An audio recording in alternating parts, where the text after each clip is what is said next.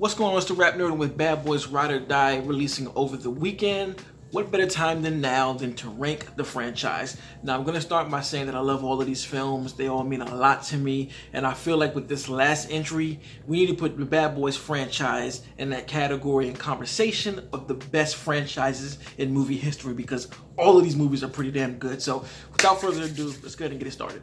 So at number 4, I have Bad Boys for Life. Really enjoyed this film. For me personally, the emotional gut punch of what this film put us through made it really good. And honestly, I think I need to live with this one more, and I feel like that's why it's at the bottom of the list. I think the other 3 have multiple points that I really love a lot, whereas this one, for me, it's more of the story than it is the action, those type of things, even though I did like the villain and his son being the cartel and doing the crazy stuff that he did.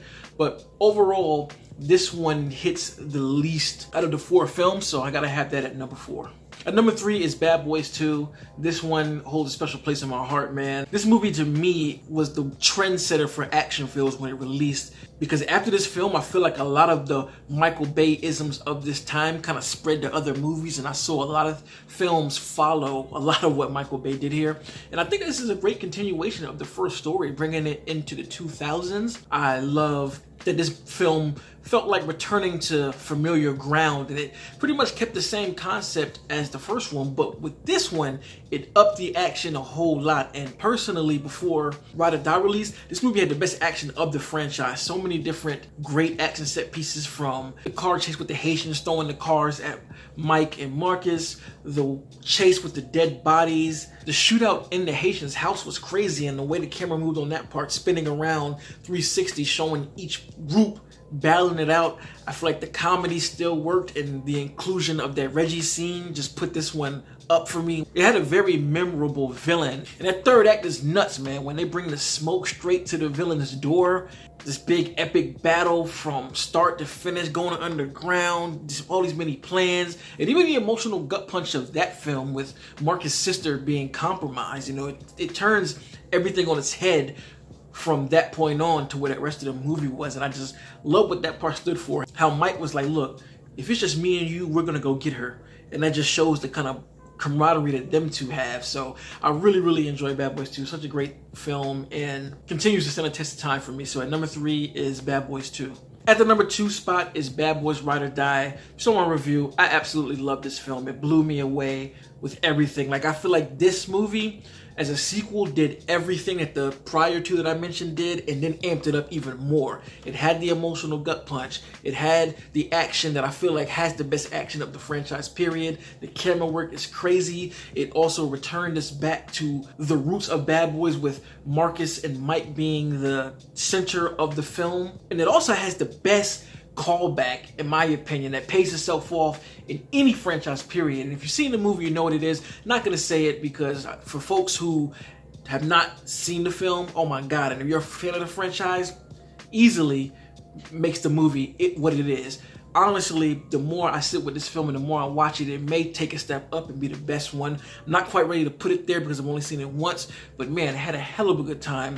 Creative and inventive camera work, seeing the relationship grow again, like I said, and just this feels like a return to the roots, but also such a step forward after being with these characters for 30 years. They flesh it out totally to show where everybody is at. The villain isn't that memorable, but I just think that what they did with the storyline involving the captain and the action again being Mission Impossible level of the franchise, I can forgive it, because I had a great time watching this. So at number 2 is Bad Boys Ride or Die.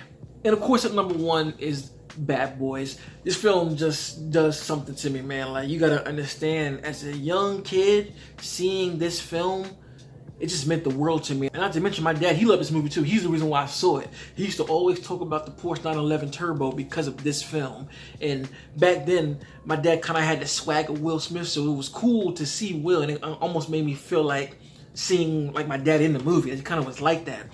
Honestly, for me, this is the best buddy cop film ever. It's another one that's a time capsule of the 90s, and it's just good old-fashioned filmmaking. Everything you see here brings me back to what they call the good old days of cinema prior to the advancement of technology. And not to knock the advancement of technology, but it just makes the movie that much more special because of what they were able to pull off with practical effects. This was the first time seeing these two together. The chemistry, though it was the first movie, is what the entire franchise is built off of. And the only reason all these other movies work is because this film worked so well. I think when you had these two brothers coming together, both being funny, the humor is just so fitting like a puzzle. It all just works, accompanied with the great action sequences. And the storyline itself of kind of being a witness protection to find the criminal behind everything that's going on. I just really love it. And I can't say enough about this movie, man. And honestly, this was my first look inside of what Miami was like. And having visited there later on, it still holds up to what I expected to be. You know, from people who are from an era before mine, you know, they probably had Miami Vice and even Scarface was one being in the 80s, but I feel like Bad Boys took that aesthetic and moved it into the 90s, but gave it a different flair with Will and Martin leading the pack in here. And again, this was monumental for history. An action movie made by two black men. Do you know what that does to a black kid like me? Seeing that on it just opens up a whole lot for me, and I'm forever grateful and thankful for this movie and this franchise, because here we are in 2024 with a new one. So Bad Boys 1 is my number one. Not sure if it'll ever be dethroned. Like I said earlier, Bad Boys Ride or Die could be number one, but the nostalgia of number one and what it did for me, seeing it from as a kid to now, I don't know if that can ever be replaced. So there's my ranking. If my ranking doesn't align with yours, don't take it personal. Don't. This is my opinion, of course. Let me know in the comments, how do you rank the films? There's no wrong answer here. And if you like this kind of content, make sure to like and subscribe. And if you already are subscribed, thank you. And until next time, peace. RapNerd Productions, no capping, that's word to mommy.